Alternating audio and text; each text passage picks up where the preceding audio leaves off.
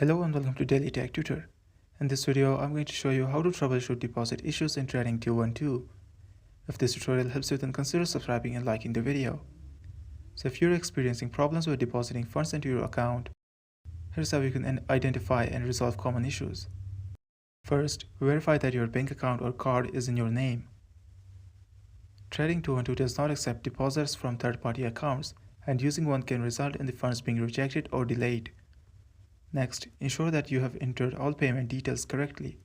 For card payments, double-check the card number, expiration date, and CVC code. For bank transfers, make sure you have included your unique Trading 212 account reference number in the payment details.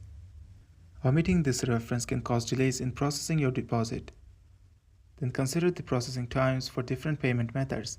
Card payments typically take less than 10 minutes, while bank transfers can take 2 to 3 business days.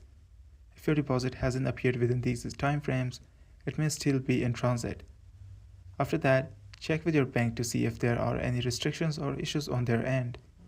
Some banks may have daily transfer limit or may have blocked transactions to certain merchants.